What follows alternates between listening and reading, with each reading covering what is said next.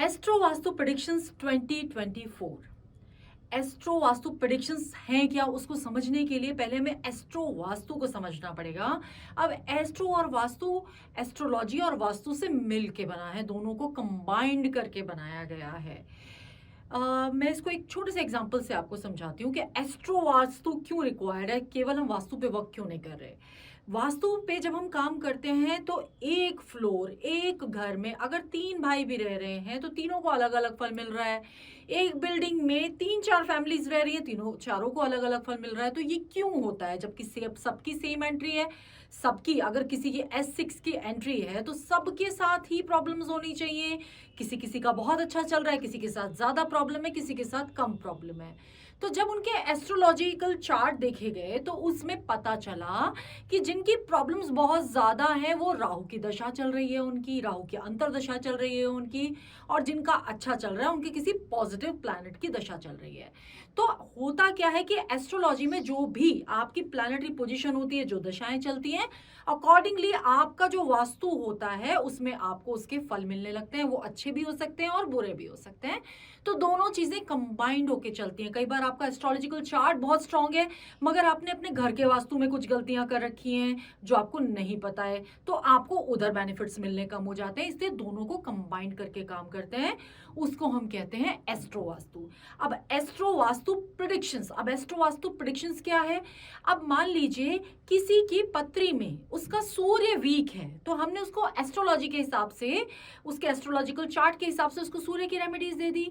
But on the other hand अगर वो east उसका वीक है और उसका घर में हम देखें तो हमें अगर उसकी ईस्ट के डायरेक्शन में भी हम सूर्य को स्ट्रॉन्ग कर देते हैं तो उसके एस्ट्रोलॉजिकल चार्ट और वास्तु दोनों से वो बैलेंस हो जाएगा, दोनों तरफ से उसको बेनिफिट्स मिलने लगेंगे।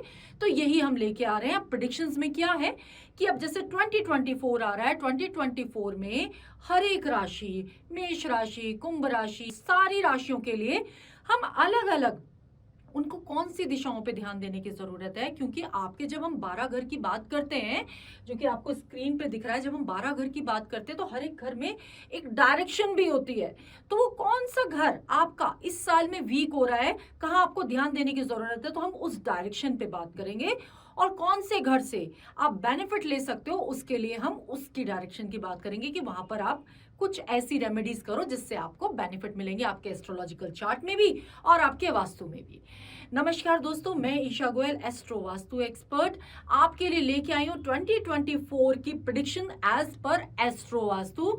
तो सबसे पहले तो आप सबको नव वर्ष की बहुत बहुत शुभकामनाएं। नया साल आपके लिए मंगलमय हो, बहुत सारी अपॉर्चुनिटीज लेके आए और बहुत सारी खुशियां लेके आए। तो अब हम स्टार्ट करते हैं हमारी एस्ट्रो वास्तु सीरीज। तो एस्ट्रो वास्तु सीरीज क्या है, हम इसमें जो बात करेंगे हमारी, आपको कुछ नहीं करना, आपकी पत्रिका D1 चार्ट या आपकी लगन कुंडली इस तरह का एक आपका बना हुआ होगा, वो आपको लेना है। और उसमें 12 घर होते हैं, अगर आप काउंट करोगे तो 12 घर होते हैं, 1 से स्टार्ट करके 12 तक होता है। तो इन 12 घरों में सबसे पहले वाला घर, जो मैं आपको समझाने के लिए मैंने हाईलाइट किया हुआ है कि जो पहला घर है उसमें जो राशि, जो नंबर लिखा हुआ है वो आपको सिर्फ फॉलो करना है। जैसे 1 नंबर अगर यहाँ लिखा हुआ है तो मैं आपको बताऊंगी 1 नंबर राशि मेष या एरीज, उसको आप फॉलो करोगे। तो ऐसे ही जब इसमें चेंज हो जाएगा तो आपका, जैसे आपका अगर 1 नंबर, इसके बाद यदि 2 नंबर आ जाता है तो वो आपका वृषभ हो जाएगा। इस तरह से ये चेंज होते चले जाएंगे, तो आपको अकॉर्डिंगली अपनी राशि फॉलो कर लेनी है। तो अब इसमें क्या है कि एक ये बहुत बड़ी लोगों को एक क्वेरी हो सकती है कि हम घर में तो 4-5 लोग रहते हैं मगर हमें किसका एस्ट्रो वास्तु चेक करना है, किसकी पत्री के अकॉर्डिंग ये रेमेडीज फॉलो करनी है। तो घर का, जिनके नाम से घर हो या जो घर का हेड ऑफ द फैमिली हो, उनके नाम से ये रेमेडीज आपको फॉलो करनी है, जो मैं आपको बताऊंगी। एस्ट्रो वास्तु के सीरीज में आज हम बात करेंगे तुला राशि, लिब्रा की हम बात करेंगे। आपके लगन चार्ट में आपके अगर पहले घर में 7 नंबर लिखा हुआ है, जैसा कि मैंने हाईलाइट किया हुआ है, तो ये प्रेडिक्शंस आपके लिए है। तो सबसे पहले तो जान लेते हैं कि लिब्रंस होते कैसे हैं, तुला राशि वाले होते कैसे हैं। अब जो तुला राशि है ये फिर से शुक्र की राशि है।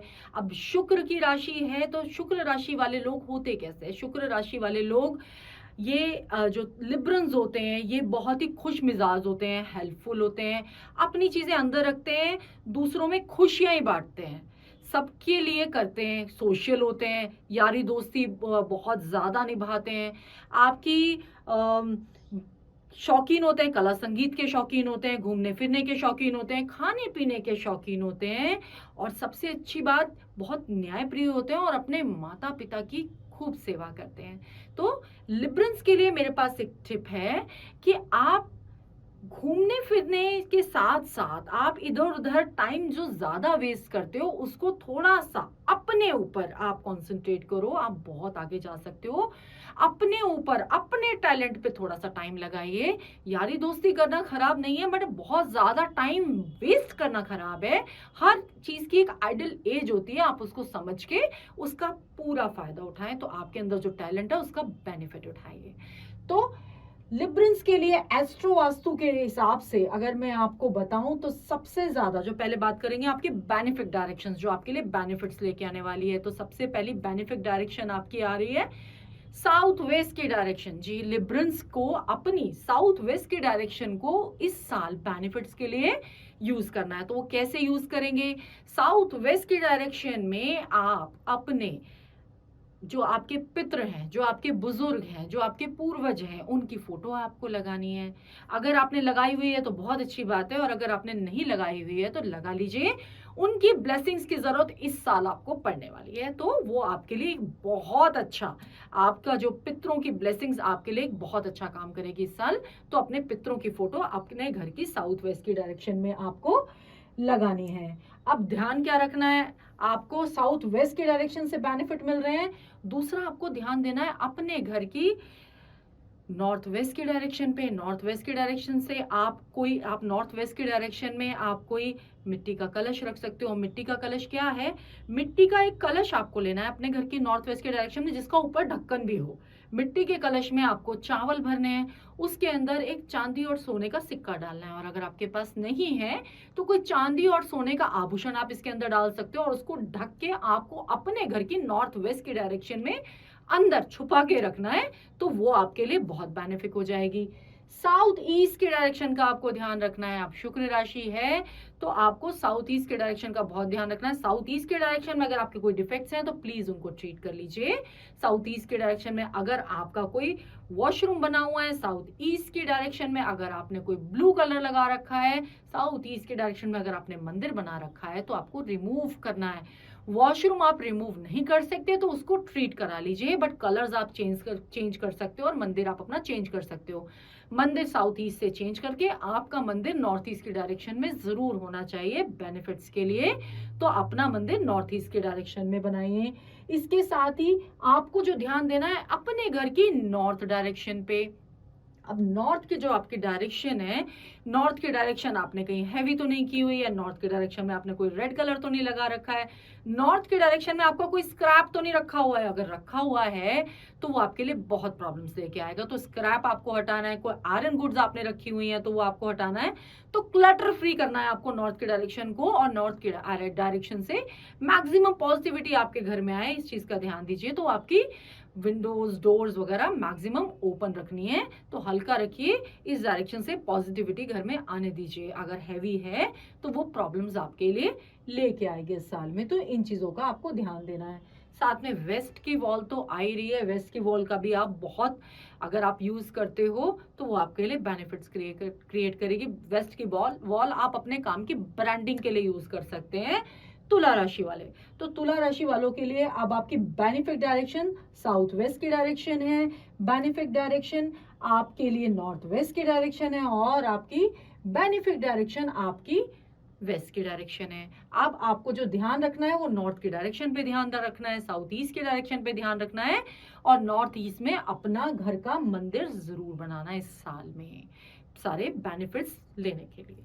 तो मैं ईशा गोयल बिल्ड असने विदिशा में आपका स्वागत करती हूँ। अगर आपने हमारे चैनल को अभी तक सब्सक्राइब नहीं किया है तो प्लीज कर लीजिए। हम आपके लिए बड़े इंटरेस्टिंग और नए नए टॉपिक्स लेके आते रहेंगे। और वीडियो आपको कैसी लगी ये कमेंट बॉक्स में कमेंट करके जरूर बताइए। Thank you.